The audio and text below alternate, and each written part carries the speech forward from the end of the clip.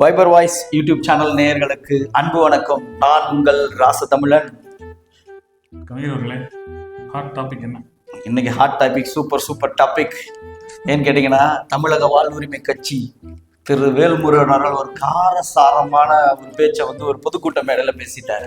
ஆமா கவிஞர்களே, அதாவது அந்த நியூஸ் தானே, விஜய் அவர்கள் நேற்று நடைபெற்று முடிந்த கல்வி விருது வழங்கும் விழாவில் பற்றி ஒரு விமர்சனம், ஒரு தரம் கெட்ட விமர்சனம் செய்துள்ளார் என்ற ஒரு நியூஸ் வருது. அதே போல அந்த விஷயத்தை கண்டித்து பிஜேபியோட நம்ம அக்கா தமிழிசை சவுந்தரராஜன் அவர்கள் கண்டனம் தெரிவிச்சிருக்காங்க. என்ன விஷயம் என்னன்னு கேட்டீங்கன்னா, அங்கு திரு விஜய் அவர்கள் அங்க வந்த மாணவ பிள்ளைகளை தன் பிள்ளைகள் போல அவர் பாவித்திருந்தார். பிள்ளைகள் உற்சாக மிகுதியில் அவரை கட்டித்தழுவதும், அண்ணா என்று கூப்பிடுவதும், கட்டித்தழுவதும், அவருக்கு முத்தமிடுவதும், இது போன்ற ஒரு சில காரியங்களை செய்ததை அதை கொச்சைப்படுத்தி தமிழக வாழ்வுரிமை கழகம் திரு வேல்முருகன் அவர் பேசிட்டார். மற்றவங்க பேசியிருந்தாங்க கூட இந்த அளவுக்கு ஒரு பிரச்சனை வந்திருக்காரு. தமிழக வாழ்வுரிமை கட்சி வேல்முருகன் ஒரு சில கோட்பாடுகளை தன்னகத்தை கொண்டவர், ஒரு திறமையான மனிதர். அதே நேரத்தில் தனக்கான ஒரு சில பிரச்சனைகள் இருந்தாலும் அப்பிரச்சனையை விட்டு வெளியேறுவது எப்படி என்று தெரிந்தவர். ஆனால் அவர் செய்த செயல் திரு தமிழிசை அக்காவை கொஞ்சம் சீண்டி விட்டு இருக்குது. தமிழிசை சவுந்தரராஜன் அக்காவை மட்டுமல்ல, இந்த நிகழ்ச்சியில் பங்கு பெற்ற அனைத்து மாணவ செல்வங்களையும் அது ஒரு முகம் சுளிக்கும் மிக்க விதமாக அவர் பேசியிருக்காரு.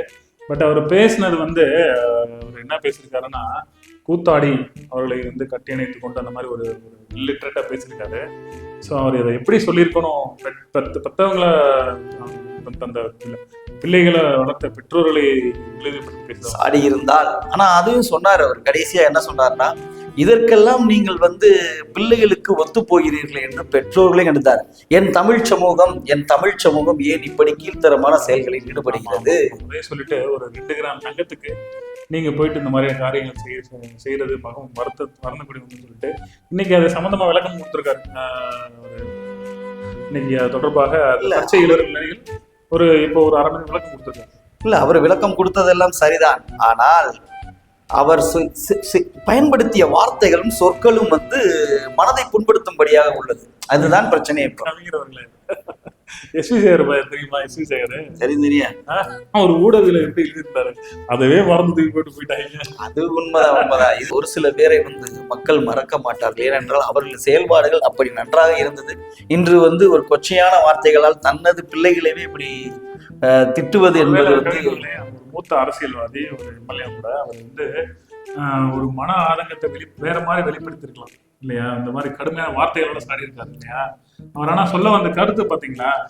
கருத்து நன்றாக இருந்தாலும் கருத்து கூறப்பட்ட விதமானது கொச்சைப்படுத்தப்பட்டிருக்கிறது. சரியா? இப்படி இருக்கு. அப்படி பேசுறதா மீடியால நீங்க போடுவீங்க. அது அவருக்கு விளம்பரம் தேவையே கிடையாது.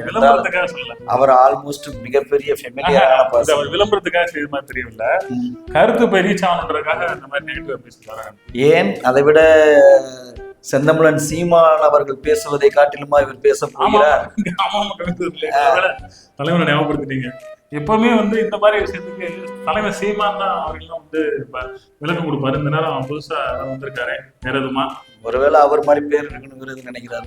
தெரியல, அவரு துணை முதல்வர் ஓய்வுல இருக்க மாதிரி சீமானது ஓய்வுல தெரியல. அப்படிலாம் கிடையாது. அவர் திரு சீமான் அவர்களை ஓய்வுபடுத்துவதற்கு ஒருத்தரும் பிறந்து வரப்போவதில்லை. தூக்கம் வந்துச்சுன்னா 10 விடுகள் எல்லாம் ஓய்வாயிரும். நன்றி, வணக்கம்.